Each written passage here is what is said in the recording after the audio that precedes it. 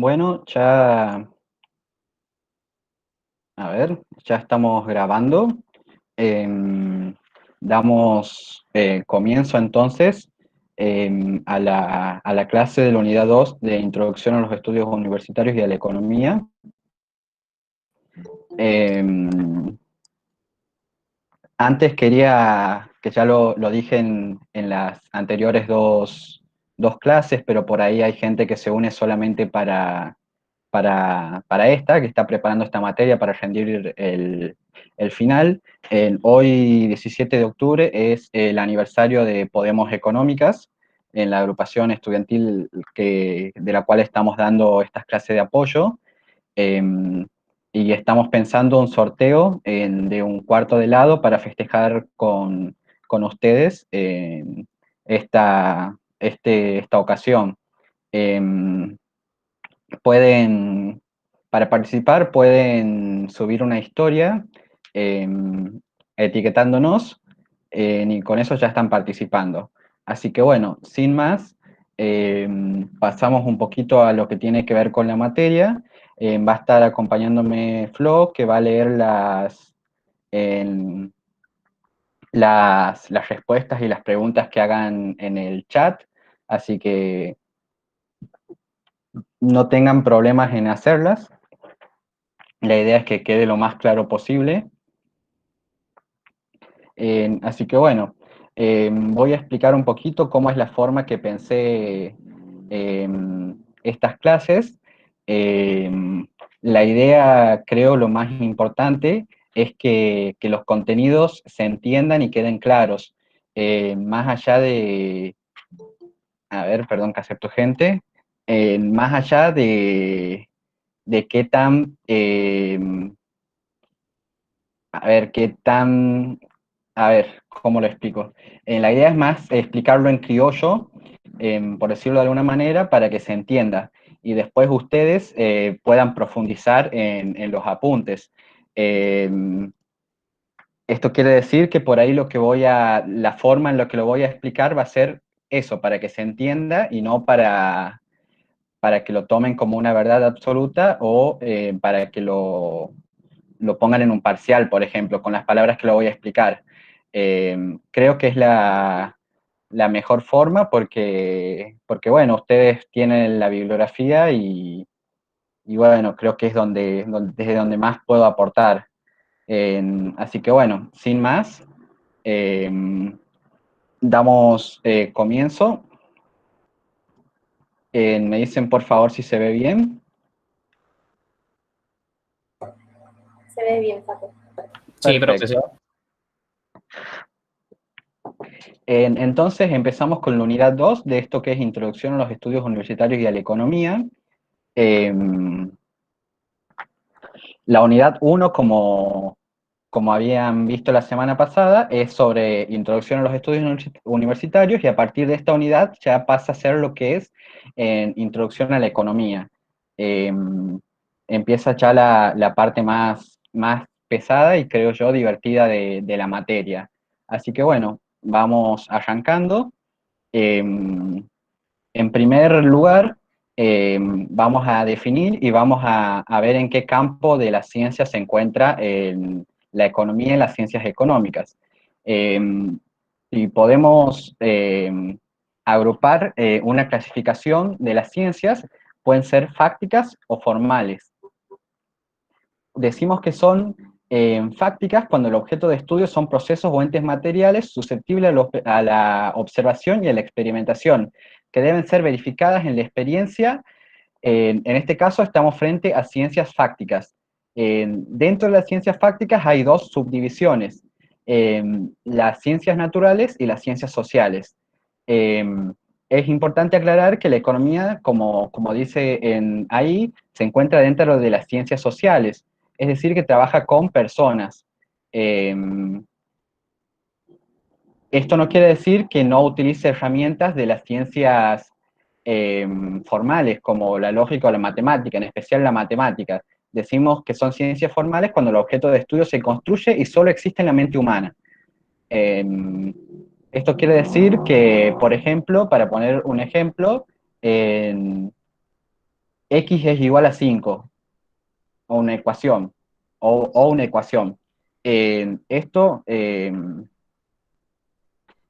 solo existe porque le damos significado nosotros. No tienen un significado en sí mismo propio, le podemos decir. Eh, bueno, es importante considerar, como decía recién, que en las ciencias económicas, la economía se encuentran dentro de las ciencias fácticas y dentro de las ciencias fácticas en las ciencias sociales. Si va quedando alguna duda o quieren que profundice un poquito más en algo, me van avisando. Si no, podemos ir avanzando con las dimensiones del análisis de la economía. Eh, eh, los apuntes utilizan tres clasificaciones distintas. La primera es la diferencia entre economía positiva y economía normativa. Cuando hablamos de economía normativa, es, es cuando el economista recomienda lo que se debería hacer. Cuando hablamos de economía positiva, describe lo que los individuos hacen en realidad. Eh, a ver, para ver si quedó claro, eh,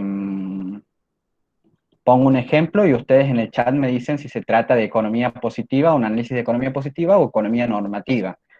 Eh, a ver, ahí aceptó gente.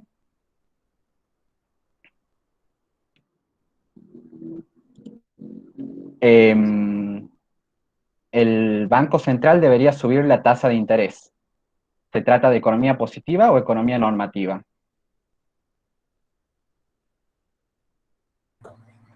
Acá la mayoría está poniendo normativa. Exactamente, exactamente. Porque recomienda lo que se debería hacer. En cambio, si yo diría el Banco Central subió la tasa de interés, estamos hablando de economía positiva, porque estamos describiendo la realidad. Ahora, eh, ¿qué piensan ustedes que debería ser el rol del economista o de alguien que estudie las ciencias económicas? ¿Hacer análisis de economía positiva o economía normativa?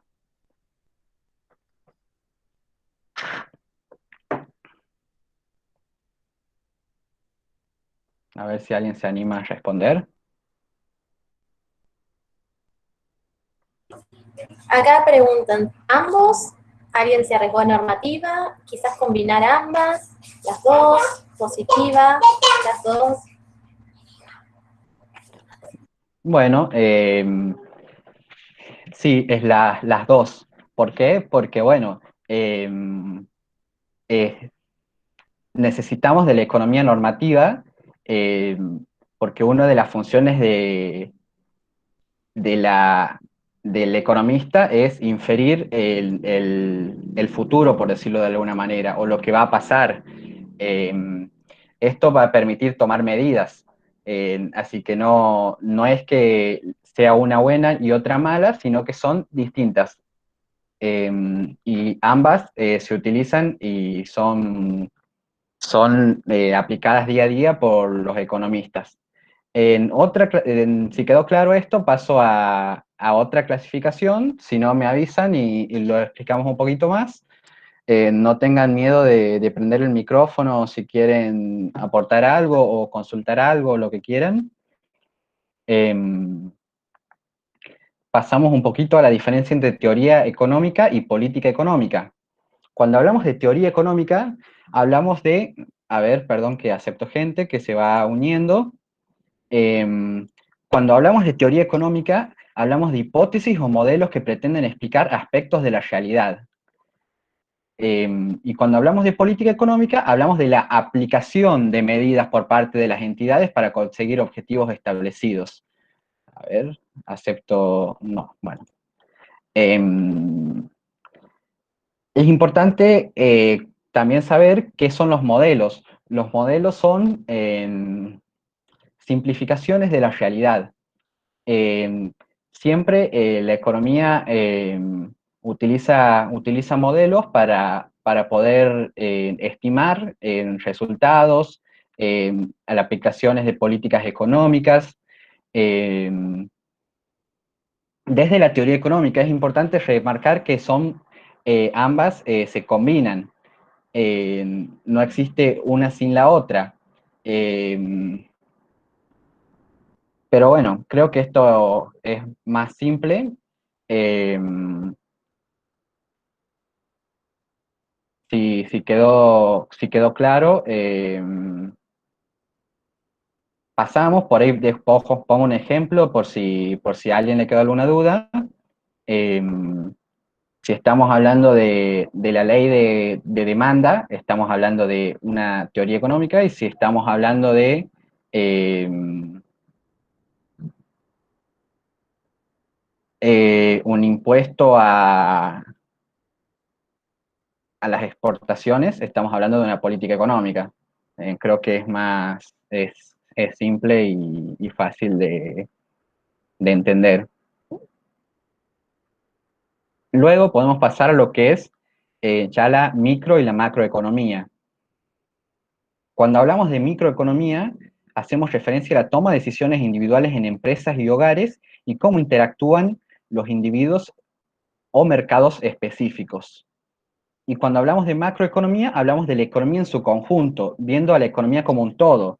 Al igual que la clasificación anterior, estas definiciones son complementarias. Eh, no existe una sin la otra. ¿Por qué? Porque la macroeconomía es la suma de las decisiones individuales que toman los agentes. Eh, es como un todo. Para poner un ejemplo que lo deje más claro, un ejemplo de microeconomía sería un impuesto a la soja. Y cuando hablamos de macroeconomía, ya hablamos de la economía en su conjunto. Eh, hablamos de inflación, hablamos de PBI, hablamos de desocupación. Pero bueno, como decía, están totalmente relacionados los conceptos. ¿A alguien le quedó alguna duda con respecto a micro y macroeconomía?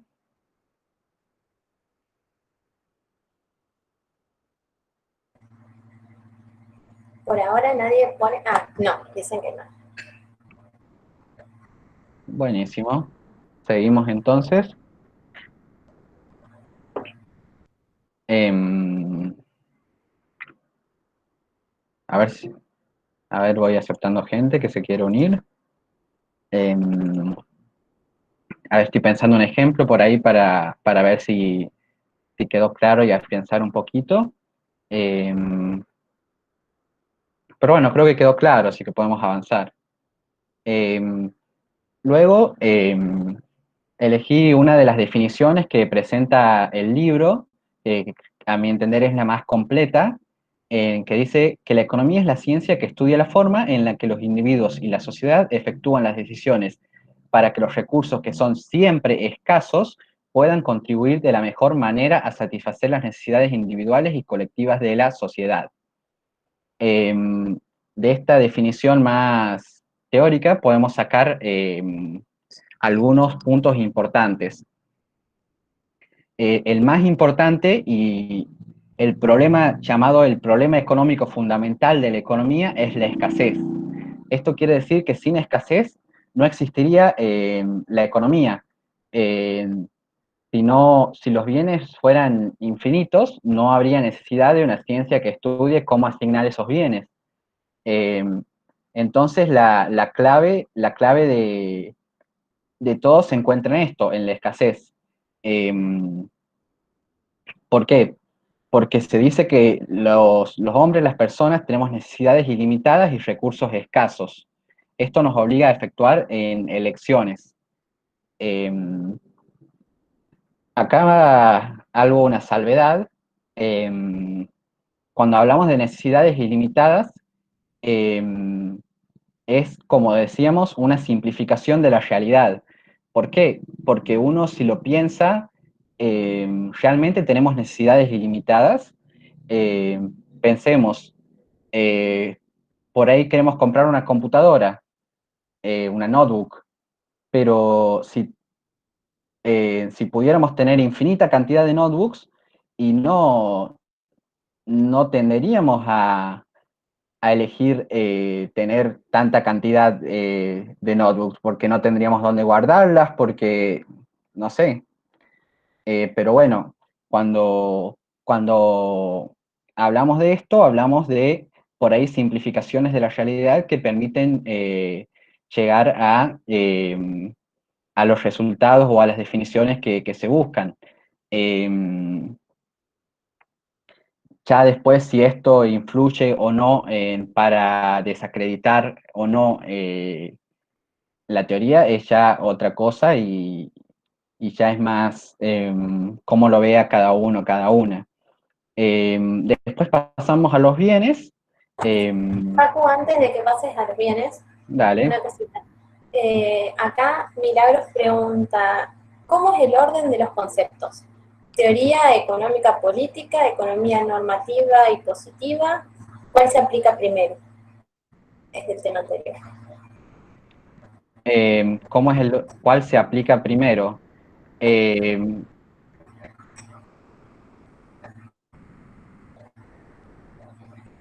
sí, sí, ahí pasamos. Bueno, explico primero lo que preguntaba en Mili. Eh, la teoría económica siempre va a ir antes de la política económica, porque es necesario que haya una teoría que sustente lo que se va a aplicar después. Pero cuando hablamos de economía normativa y economía positiva, no necesariamente tiene que venir en una antes de la otra o una después de la otra, eh, sino que no son tan complementarias los conceptos. No sé si quedó claro, Mili, si no busco otra forma de explicarlo. Si no, hay después otra pregunta de Sofía, que dice, después podrían explicar los bienes inferiores. No entendí por qué pone de ejemplo la polémica. Ahí vamos a eso, a la clasificación de los bienes. Eh, Hay varias clasificaciones, esto suele aparecer en algún choice, así que es importante que lo tengan claro. El parcial de esta materia son aproximadamente 20 choice y 2, 3 ejercicios, pero en su mayoría son choice, así que bueno, espero que les sirva el dato. Cuando hablamos de los bienes, eh, podemos definirlos o podemos diferenciarlos o clasificarlos de varias formas. Una de esas formas son bienes libres o bienes económicos. Eh, Perdón. Los bienes libres eh, son los que existen en abundancia y por lo tanto no se paga un precio por ellos. Por ejemplo, el aire es el ejemplo más común. Y los bienes económicos son los que conocemos habitualmente. Por ejemplo, un celular, cualquier otra cosa. Eh, que tenés que pagar un precio para adquirir el bien. Luego podemos ver otra clasificación en la que los bienes se diferencian en bienes de capital o bienes de consumo. Los bienes de capital sirven para, dicho en criollo, para producir otros bienes. Se utilizan en la fabricación o en la producción de otros bienes, como puede ser la maquinaria de una fábrica. Y los bienes de consumo son los bienes ya listos para llevar al mercado para consumir. Eh, Otra clasificación son los bienes intermedios o finales. En los bienes intermedios son los que necesitan alguna transformación para llevarse al mercado para venderse, y los bienes finales son los que ya están listos para terminados, digamos.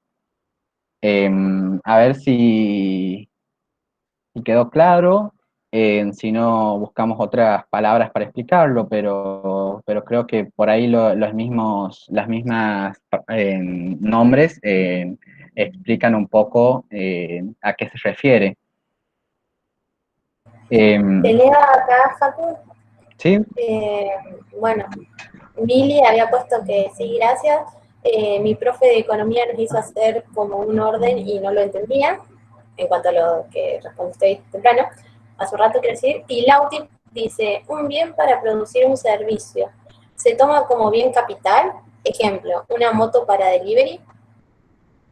Em,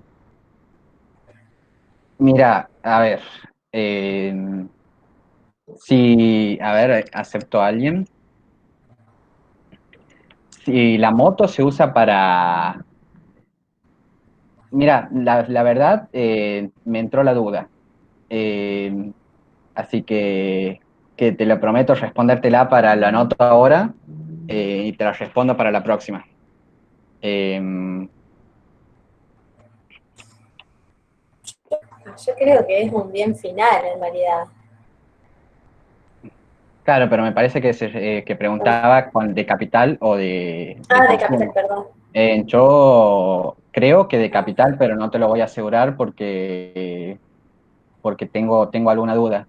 Pero entiendo que de capital. Pero lo voy a averiguar bien y para la próxima te termino de sacar la duda.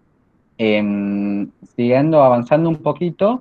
Hay otra última eh, preguntita. sí, sí, sí, ¿Bien sí. final, bien final o de consumo son iguales? Em, la mayoría de las veces sí, no se me ocurre un ejemplo Es que pueden en entrar la que dentro de no. la, pueden entrar de la misma, en la misma clasificación. Puede ser un bien final que se puede consumir, o como puede ser un bien final que puede servir como de capital para una maquinaria, como habías dicho. No, no sé si dijiste. Claro. Em, Pero es un bien final también. Ya está terminado, no está a mitad de producción. claro, claro, claro. Sí, em, la mayoría de las veces van a ser similares, son clasificaciones distintas. Pero respondiendo a la pregunta, la mayoría de las veces, no se me ocurre ahora un ejemplo en el que no, eh, van a ser de consumo y finales a la vez. Avanzando un poquito, están los bienes que pueden ser privados, o públicos. Los bienes privados son los que presentan rivalidad en el consumo. Eh, Acá entran la mayoría de los bienes que conocemos. Eh, y cuando hablamos de bienes públicos, no se puede excluir a nadie del consumo. Eh, por ejemplo, un ejemplo clásico de bien público son las plazas o el alumbrado público. En el caso de que alguien no, digamos que no pague los impuestos, eh, no se le puede excluir o decirle no vas a pasar a la plaza porque son bienes públicos. Si bien te cobran, y lo pagamos y lo mantenemos a través de nuestros impuestos, no se te puede excluir del uso. No sé si quedó claro esto. Creo que si no, busco de explicarlo con otras palabras. Si no, vamos avanzando y cualquier cosa volvemos después. A la definición clasificación, perdón, más importante cuando hablamos de bienes normales o bienes inferiores. Los bienes Está claro. normales son los que eh, aumentan por ejemplo, un celular. Y los bienes inferiores, ¿cómo? Y los bienes inferiores son los bienes que aumentan su consumo cuando disminuye el ingreso. El ejemplo clásico que siempre se da es el de la polenta. ¿Por qué? Porque si cae tu ingreso, vos dejás de comer pastas, por ejemplo, y consumís más polenta. Entonces se dice que la polenta es un bien inferior que aumenta su consumo cuando disminuye el ingreso. Eh, ¿Se les ocurre algún otro ejemplo de bien inferior?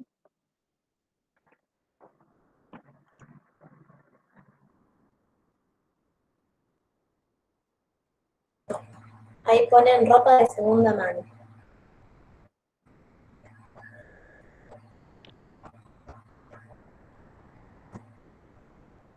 agua sobre gaseosa, mate cocido, café. ¿Celulares usados puede ser? Eh, no necesariamente. Puede llegar a ser, pero no necesariamente. Eh, si disminuye el ingreso, la gente tiende a no comprar celulares o a mantener su celular viejo, entonces no sería el caso habitual. Puede pasar, pero no sería un ejemplo claro, digamos. Eh, a ver si hay Acá hay dos alguna... más. Arroz, transporte público en vez de taxis. em, a ver, que no quiero que se preste a confusión, porque los bienes inferiores necesariamente aumentan su consumo cuando disminuye el ingreso. Eh, Podemos pensar en los colectivos, en- pero habría que ver en cuánta gente también deja de usar colectivo cuando disminuye el ingreso y elige caminar, por ejemplo, o invertir en una bicicleta. Entonces, esos ejemplos se pueden prestar a error o a que no sean ejemplos tan claros. Eh, sí es más claro cuando hablamos no sé si vieron esas leches que no son leches, o que no me acuerdo ahora cómo se llaman, pero que en el paquete no dicen leche, o esos quesos rallados que son almidón y no son queso rallado, pero parecen queso rallado. Esos son bienes inferiores, ejemplos más claros de bienes inferiores. Eh, incluso,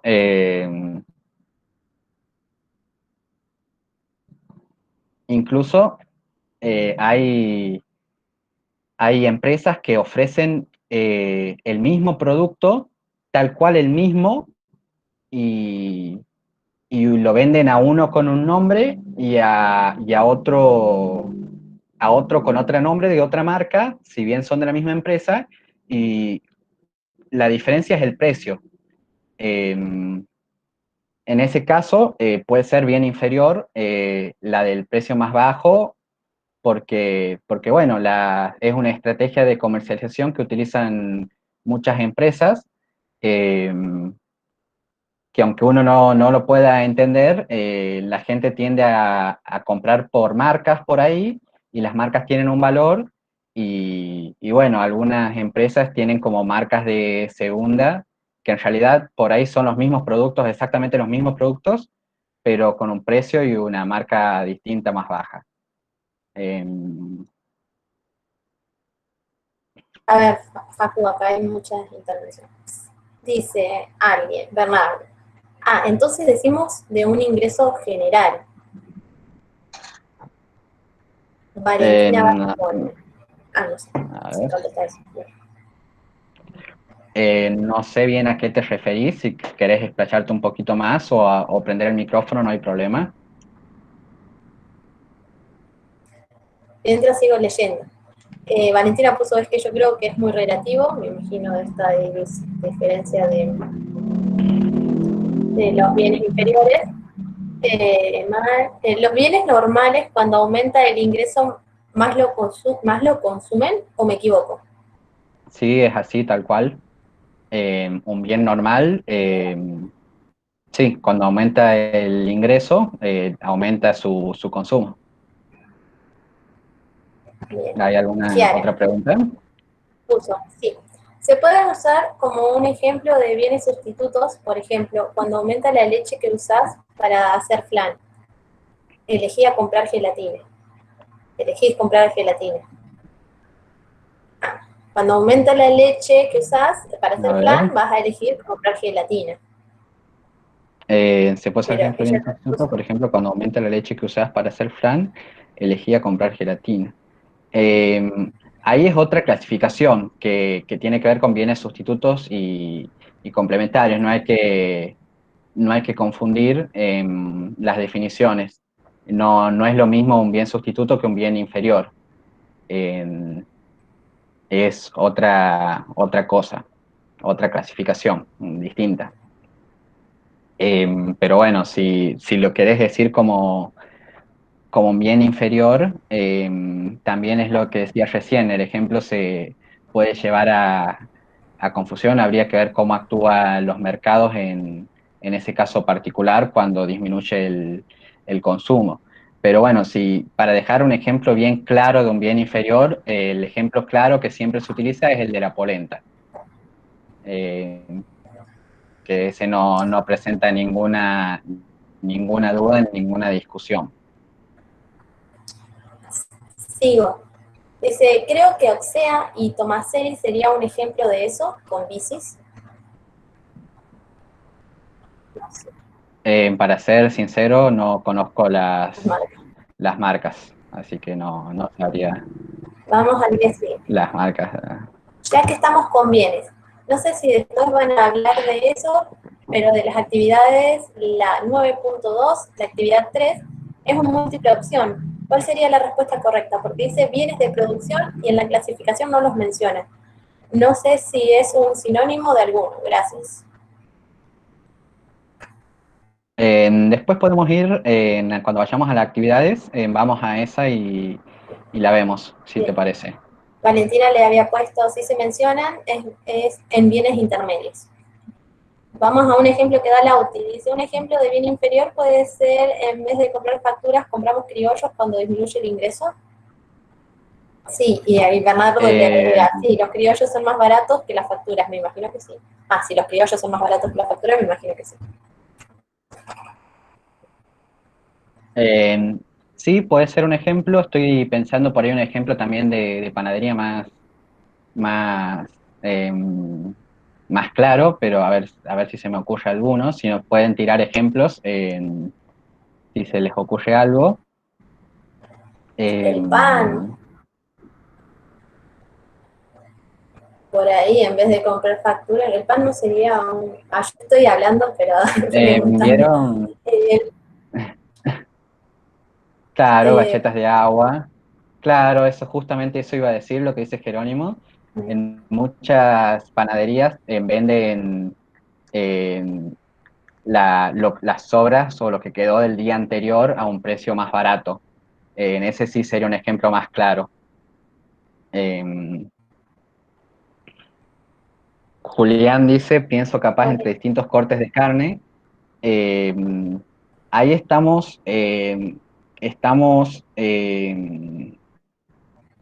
no estamos entendiendo bien los conceptos y estamos relacionando mucho en lo que sería bienes sustitutos. No necesariamente un bien sustituto por ser más barato, es un bien inferior. Eh, ¿Por qué?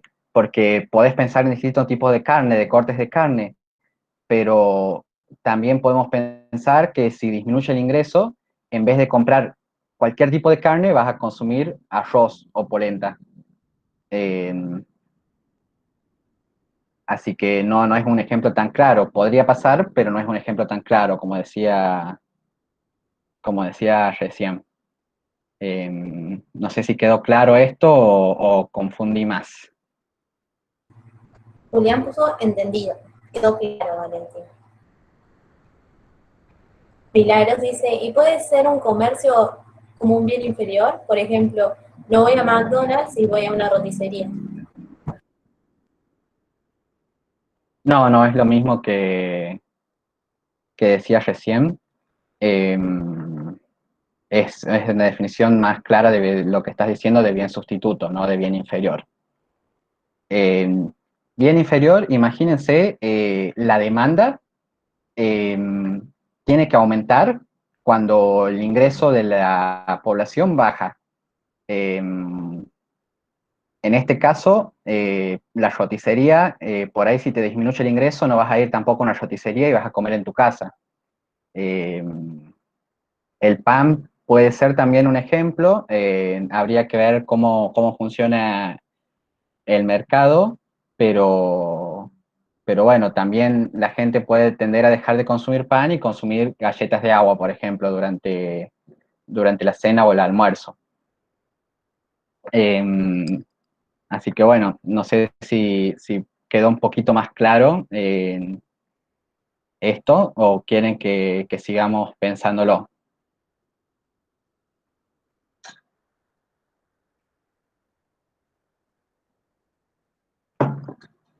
Quedó claro. A mí me quedó claro, quedó claro. Quedó claro. Buenísimo. Entonces, avanzamos a otra clave de la economía. Eh, Acá puse agentes públicos, está mal, es agentes económicos, no sé por qué puse agentes públicos. Eh, Así que bueno, después antes de mandarlo lo cambio. Se pueden clasificar en tres agentes económicos que se consideran habitualmente como la clasificación más usada. Hablamos de las familias, hablamos de las empresas y hablamos del sector público. Acá podemos ver cuando pasamos a un modelo que es llamado diagrama de flujo circular, en el cual, no sé si se llega a ver bien, me dirán ustedes, si no lo voy repitiendo yo, eh, cuál es la intervención de cada uno de estos agentes económicos en la economía. Por ejemplo, en las familias se llaman unidades de consumo, pero también además es importante remarcar que esto por ahí es olvidado, que las familias son los propietarios de los recursos productivos. ¿Cuáles son los recursos productivos o factores de la producción? En tierra, capital y trabajo. Eh, ¿Y qué hace la familia con esto? Las familias con esto lo venden a las empresas. Eh, Como son los propietarios de los recursos productivos, lo venden y a cambio reciben una retribución a cambio. Eh, y además, como decía recién, son unidades de consumo, es decir, consumen lo producido por las empresas. A cambio de esto, ellos tienen que pagar los productos. Luego pasamos a las empresas, que es más claro, por ahí más intuitivo, producen y venden bienes y servicios y además contratan y utilizan los factores de la producción que venden las familias. ¿Hay alguna duda, Flo? Sí, Facu. No, no me queda claro por qué las familias son propietarios. Pregunto. Em, sí, porque son los dueños a quién pertenece la tierra, a quién pertenece el trabajo, a quién pertenece el capital y pertenecen a las familias. Son los dueños, pensarlo como inicialmente, eh, estas tienen que pertenecer a las familias en un comienzo, digamos. Después pueden pertenecer, puede ser que el capital sea propiedad de una empresa, por ejemplo, una máquina propiedad de una empresa, pero inicialmente las familias son los propietarios, se dice que son los propietarios de la tierra, del capital y del trabajo, y que ellos las venden a las empresas a cambio de una retribución. No sé si quedó un poquito más claro. Igna puso que no entiende nada ya que nunca vio economía. Bueno, a ver, ¿en qué te quedaste, Igna? No sé si así me quedó claro. Y bueno, mientras contesta, yo te sigo leyendo Milagros, pones, ¿se puede decir que las empresas necesitan de las familias y las familias de las empresas? Exactamente, tal cual, así es. Eh, Si no, las empresas no tendrían a quién venderle los productos y servicios y las familias no tendrían a quién comprarle los productos y servicios y no tendrían a quién venderle los factores de la producción. Eh, Así que sí, en una economía conviven y se necesitan mutuamente. Eh, Después, pasando al sector público, que en este caso no aparece, pero lo podemos ubicar en el medio. La función del sector público es implementar políticas económicas, establecer regulaciones, controlar el cumplimiento y sancionar el incumplimiento. Eso, establecer las, a ver, acepto a alguien, perdón. Em, Eso, el sector público regula las actividades de la economía, estableciendo leyes, estableciendo regulaciones propiamente dichas para mejorar siempre buscando un mejor bienestar, una mejor competencia en los mercados, o pensando en redistribuir la renta también. Pero es importante, y esto se suele olvidar, y puede aparecer alguna choice que diga esto, eh, las empresas pueden producir, perdón, el sector público puede producir bienes y servicios. Es el caso de las empresas públicas. Eh, las empresas que son propiedad del Estado. No necesariamente esto tiene que ocurrir en un sistema comunista, sino que en un sistema en el que vivimos pueden convivir tranquilamente empresas que sean propiedad del Estado, como EPEC, por ejemplo, en Córdoba. Eh, Avanzando, no sé si quedó claro esto o lo podemos volver a explicar con otras palabras. Eh, Acá Kiara dijo, dependen más las empresas de las familias, porque son las familias las que producen, distribuyen y después lo que les pagan lo gastan consumiendo los que producieron. Y ahí él sí. Es una sí, lectura sí, de... claro, es una lectura por ahí personal, pero comparto. Eh, no, si no estuvieran las familias, no tenés a quién producirle, digamos, no tenés a quién vender lo que haces, las familias podemos pensar como la base de todo. Eh, no sé si hay alguna duda más, algo más que podamos resolver el diagrama de flujo circular. Dice que quedó claro, dicen acá, quedó claro. El chico que recién decía que no había entendido, no sé si contestó dónde se quedó, en qué podemos volver a hacer No, no hincapié. volví a escribir. Bueno, si escribe podemos volver, no hay problema. Eh, pero bueno, esto es el diagrama de flujo circular.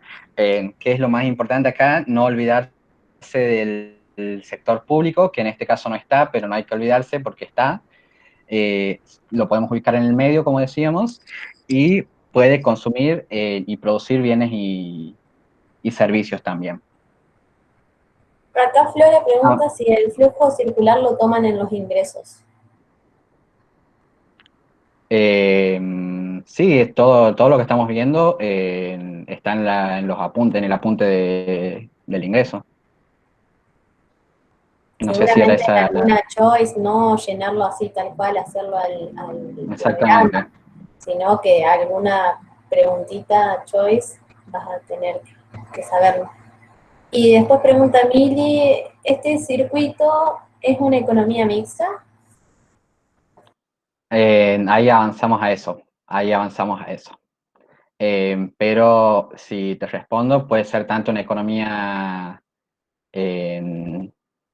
no necesariamente es una economía mixta, puede ser una economía de mercado, puede ser, sí, mixta o de mercado. Pero ahí avanzamos a eso justo ahora. Eh,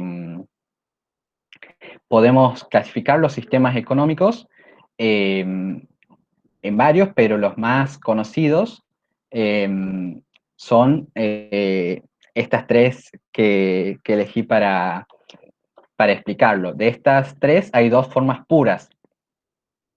Una de ellas es la economía de mercado, en la cual se tiene una propiedad privada de los medios de producción y el Estado solo ofrece entorno apropiado para el funcionamiento de mercados. Luego, vemos la economía centralmente planificada, no centralizada, me equivoqué ahí, más conocido como un comunismo, en el cual los medios de producción son propiedad del Estado y toma las decisiones más importantes. Y luego, después de esas dos formas puras, que podemos decir que al ser puras, son teóricas, no existen en la realidad, en ningún país del mundo. Lo que existe en la realidad y prevalece en la realidad es el sistema mixto, sobre todo en estos años y ni hablar en este contexto, en el cual la actividad privada recae, el peso de la actividad privada, la mayor parte de la actividad recae en el sector privado, pero el sector público tiene la función de intervenir regulando y distribuyendo las rentas. ¿Por qué? Eh, Porque, bueno, el capitalismo tiende a concentrar las riquezas en pocas manos y, bueno, y en ese caso aparece la función del Estado redistribuyendo la renta o armonizando ese, esa cuestión, digamos. Esto es lo que prevalece en todos los lugares del mundo, yo diría sin excepción, eh, porque como decía, las otras formas son más teóricas, ideales, por decirlo de alguna manera, que no tienen correlato en... Por ahí, si la economía centralmente planificada, sí la podemos ver, por ejemplo, en Cuba, eh, pero la economía de mercado hoy en día, pura, es muy, la verdad que no podemos decir que existe, porque en todos los países el sector público interviene regulando y distribuyendo. Eh, Así que bueno, no sé si quedó alguna duda con esto. Eh, Con eso no, es con, otra vez con el diagrama. Dice, ¿no es común a todos los sistemas ese diagrama, o sea, con sus diferencias? eh, sí, sí, porque por ahí habría que ver la economía centralmente planificada, eh, pero sí, es común, porque las empresas, ya sean propiedades privadas o del Estado, tienen la misma función. Eh, Así que sí, es común a los tres sistemas económicos. Eh, si tratamos de interrelacionar temas, digamos. Eh, ¿Hay alguna duda más? Sí. ¿Estados Unidos no tiene economía de mercado? Pregunta Mitch. No, no. Por ahí, a ver, ¿cuál es el límite de la regulación estatal para decir que es una economía de mercado y que no? Eso ya es más, por ahí, una discusión, no sé, filosófica, por decirlo de alguna manera, pero no hay establecido un límite. Eh, lo que dice los apuntes, guiándome por los apuntes, eh, Estados Unidos sería un sistema mixto también, obviamente mucho más cerca de una economía de mercado, pero es un sistema mixto también porque el sector público interviene en, más que nada regulando eh, la renta, regulando las actividades económicas, perdón, y también distribuyendo la renta, no para nada como comparado a otros países por ahí, pero esto no quiere decir que no lo hagan. Eh, no sé si quedó alguna duda después. No, solo Valentina dijo, sí, depende del profe al que le preguntes. Tal cual, no. em, no hay establecido como decía, un límite de regulación estatal para considerarla de mercado o mixto, sino que son más definiciones teóricas. Eh, Así que bueno, sí, sí, depende de a quién le preguntes, pero el libro considera como que el sistema mixto prevalece en la realidad. ¿Avanzamos o hay alguna duda más? Por ahora no hay dudas. Avancemos.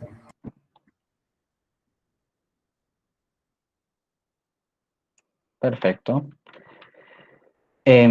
Pasando un poquito a los instrumentos que vamos a utilizar para los análisis económicos, podemos encontrar, por un lugar, gráficas, como pueden ser, no puse ejemplos porque es bastante intuitivo. eh, Pueden ser gráficas de torta, gráficas de vallas, eh, todo tipo de gráficas que se le ocurran, desde para sintetizar información y poder hacerla más adecuada para la vista o para entender. Después encontramos las funciones, eh, eh, que bueno, que son herramientas matemáticas que usamos en la economía, en nuestra facultad, abriendo paréntesis, para quienes vayan a seguir economía, se utilizan mucho las matemáticas por ahí, quizá demasiado, quizá no, eso es otra discusión, pero bueno, es como todo números. En, en las funciones distinguimos en una variable que, como su propia palabra lo indica, es una magnitud que puede tomar más de un valor, y en constantes que no está acá, pero también como su palabra lo indica, no sufren variaciones, permanecen constantes. Después encontramos lo que son la función lineal, que es con la que vamos a trabajar en casi todo la materia, en el cual un valor dependiente y depende del valor de una variable independiente x. Se denomina y es función de x, f de x.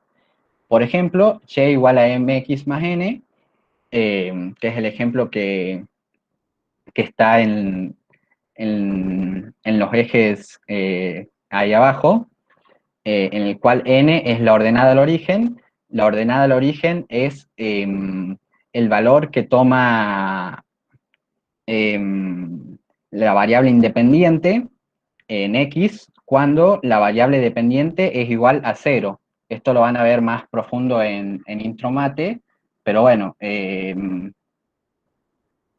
eso, digamos, la ordenada al origen. En este caso, no sé si, para ver si quedó claro, cuál sería la ordenada al origen en el gráfico que está ahí. No sé si se llega a ver. El punto donde corta con el eje de las Y. Tal Pone cual, 4, es 4, 4. 4. Exactamente. Y, y pasando a la pendiente, es cómo varía y cuando x varía en 1. Eso, cuánto varía y cuando x varía en 1, eso define la pendiente. Ya vamos a ver cómo se calcula.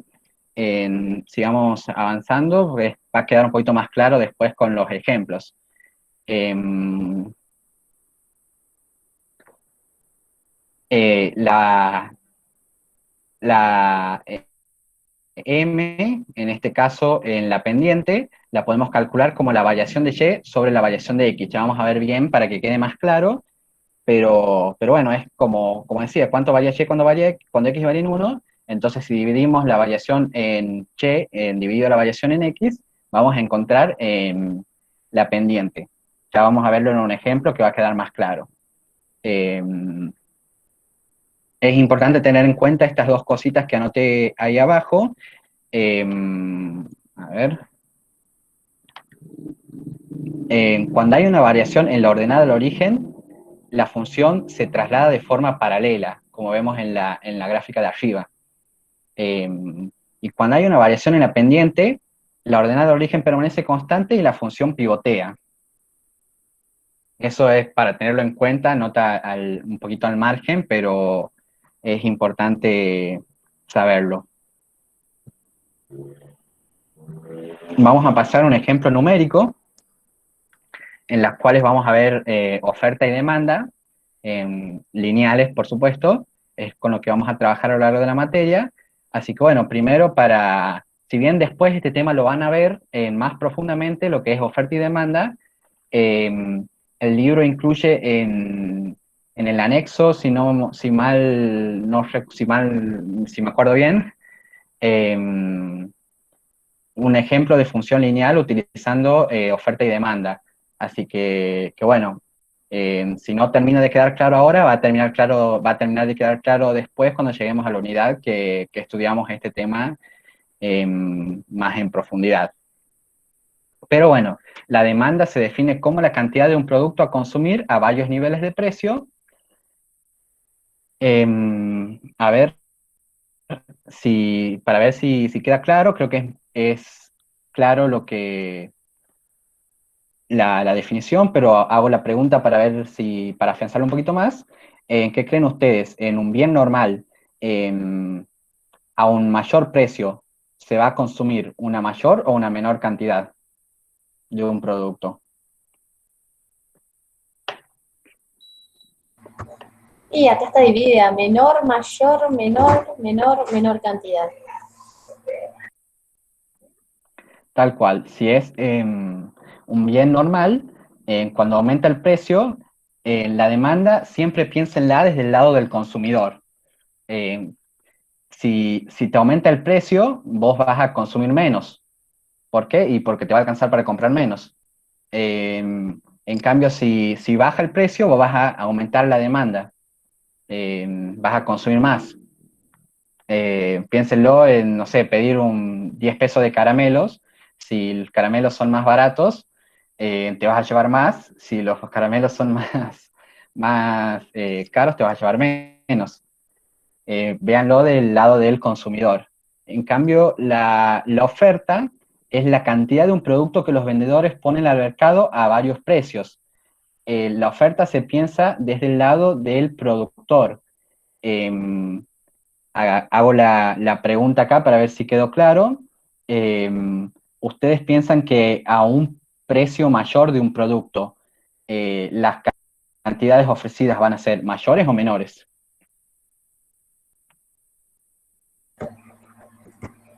Mayores, creo que mayores, alguien puso menores, pero mayores y alguien más menores.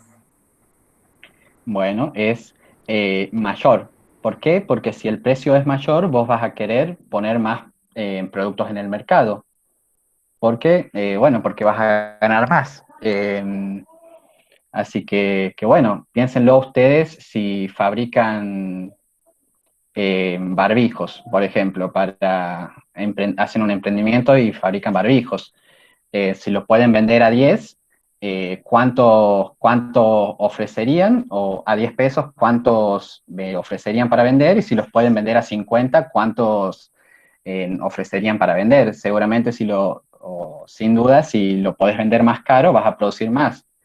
Tenés más incentivos. Claro, puso Julián, porque hay un incentivo para producir. Exactamente, tal cual. Pasando a un ejemplo con números, esto es importante que quede claro, por ahí, como decía recién, por ahí puede terminar de afianzarse después, pero pensemos un problema en el cual un comerciante puede vender 20 afeitadoras eléctricas al día al precio de 25 cada una y puede vender 30 a 20 cada una. Acá me faltó poner qué es lo que preguntamos, pero bueno, ¿cuál es la demanda del producto? Sería calcular la demanda, la cantidad demandada en la función de demanda. En esto quiero hacer otro paréntesis. puse P igual a A menos B por Q, recién estamos trabajando con M y N. ¿Por qué cambio? Porque por ahí lo vieron en otro lado con alguna nomenclatura, e incluso el libro usa diferentes nomenclaturas, y tiene que quedar claro que son lo mismo. Es un ejemplo de función lineal, eh, así llames a los parámetros A o B o M y N, no dejan de ser lo mismo. En este caso, ¿cuál en esa función, cuál sería la ordenada de origen y cuál sería la pendiente? Está escrito abajo igual.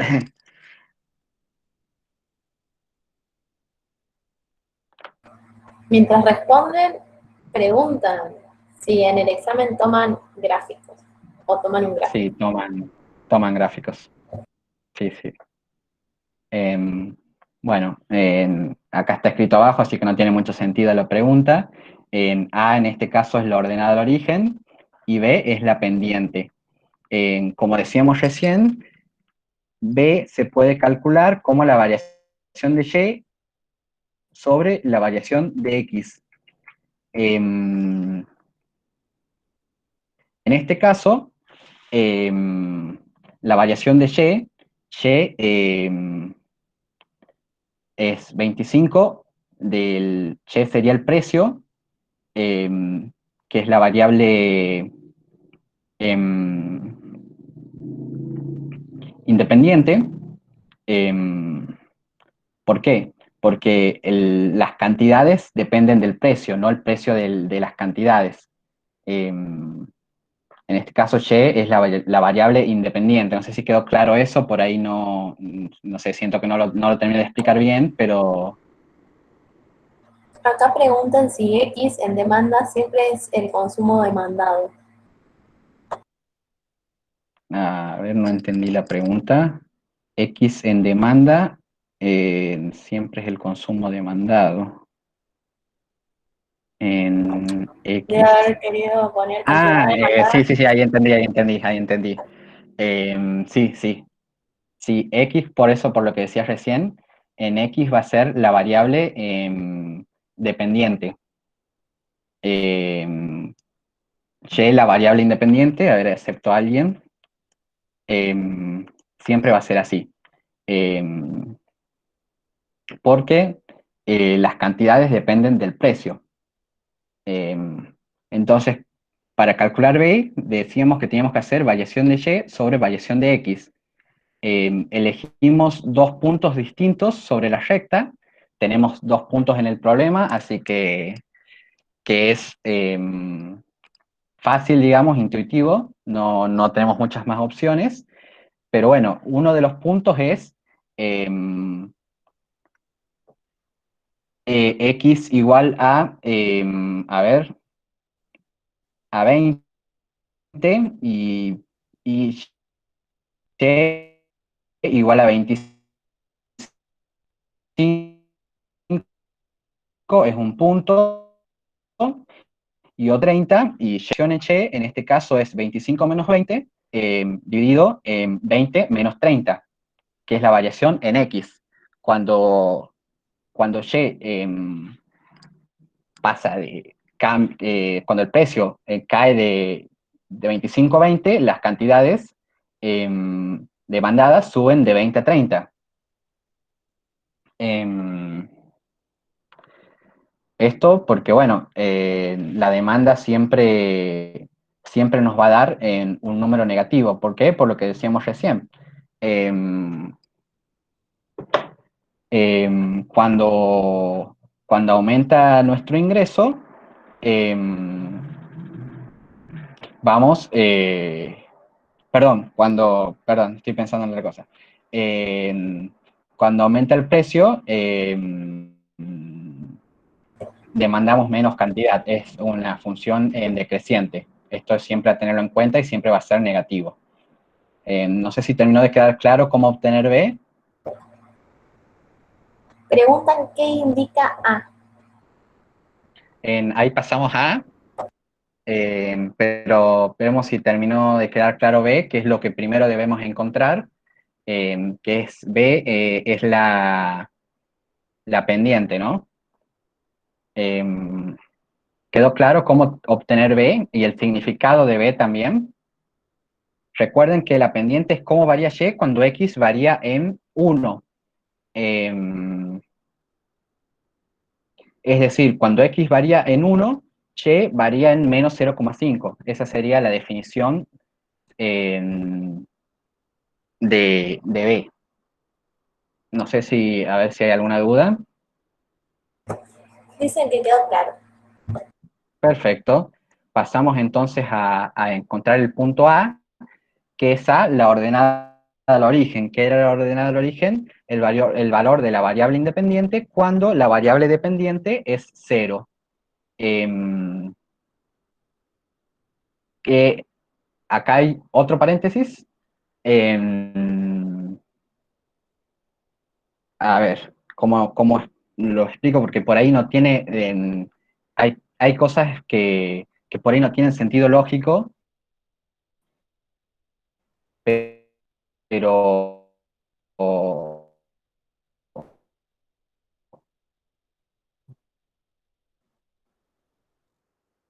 pero bueno, eh, son, como decíamos, modelos que buscan explicar la realidad. Eh, Asume un valor. Eh, que en este caso, ¿cómo lo encontramos?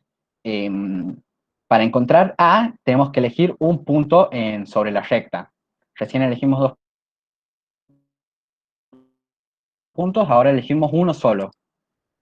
Por ejemplo, y ahí solamente reemplazamos la ecuación de la función de demanda, P igual a menos B por Q. P es precio, Q es cantidades demandadas. Y bueno, reemplazamos los valores en ese punto. Y es igual a 25, que es el precio. ¿Saben de dónde sale el 25? Del punto que estamos buscando, que estamos tomando de ejemplo. En ese punto, la variable independiente Y es 25. Luego tenemos A, que es lo que queremos encontrar, lo dejamos como incógnita. B, que acabamos de encontrar, que es menos 0,5. Y Q, que sería X, que es 20 en este punto. Entonces, en ese punto encontramos que A, recuerden que A es una constante, tanto A como B, que sean constantes quiere decir que no sufren variaciones. Lo que varían son los que vamos moviendo, digamos, para decirlo en criollo, para ver las relaciones, son el precio y las cantidades. A y B van a permanecer siempre constantes, por eso tenemos que encontrarlas.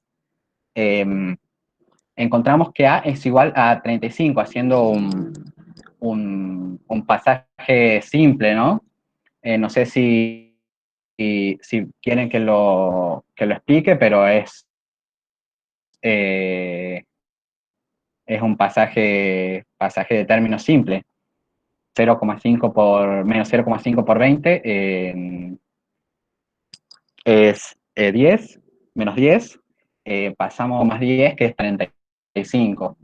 Es un ejemplo bastante simple, por ahí no eh, puede prestarse a confusión, pero bueno, no sé si hay alguna duda puntual, eh, pero no se preocupen si no lo termino de entender ahora, porque después van a ver una unidad que van a trabajar en esto más.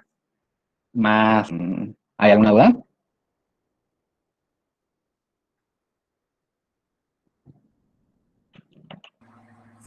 Dicen que está claro. No hay duda. No hay ninguna. Perfecto, entonces, buenísimo. Em, Ahora, llegado este punto, sé que vienen desde por ahí muchos desde las 4 con las clases.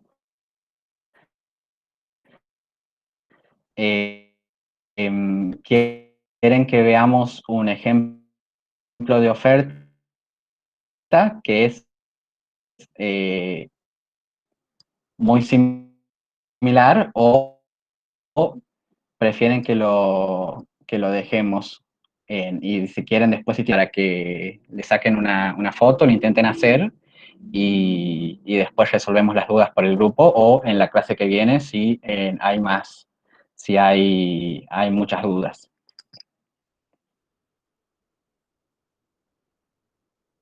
Piden uno de oferta rápido y después resolvemos las dudas si quieren.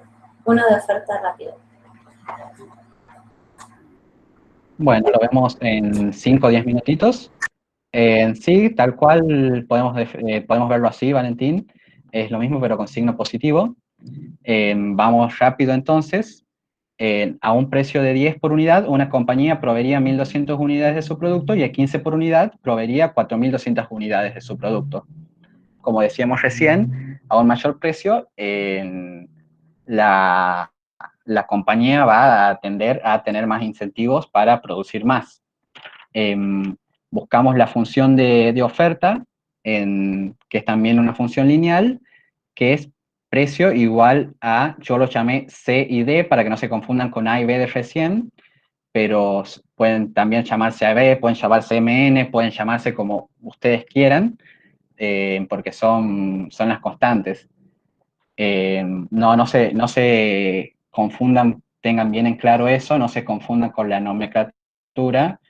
Lo importante es que la pendiente vaya acompañada de la cantidad, multiplicando la cantidad, y que la ordenada al origen esté sola, por decirlo de alguna manera, sumando cuando es una oferta, cuando estamos hablando de oferta. Hacemos lo mismo para encontrar D, la pendiente, la variación en Y sobre la variación en X. La variación en Y es 10 menos 15 dividido en 1.200 menos 4.200, que es la variación en las cantidades ofrecidas. Esto nos da 0,00166. Siempre les tiene que dar positivo cuando hablamos de oferta. D es siempre positivo cuando hablamos de oferta y negativo cuando hablamos de demanda. Eso ténganlo siempre en cuenta, anótenlo, recuérdenlo para siempre. En este caso, ya encontramos D. No sé si tienen alguna duda cómo encontrarlo, es muy similar a lo que vimos recién. Una duda, lo digo por acá. ¿Sí? ¿Siempre el precio es la variable I? Sí, siempre el precio es la variable I porque es la variable independiente. Las cantidades es la variable dependiente porque dependen del precio. Como decíamos, a mayor precio, mayores cantidades ofrecidas. Entonces siempre lleva a ser P, digamos, para decirlo que se entienda. ¿Hay alguna duda más con respecto a cómo encontrar D?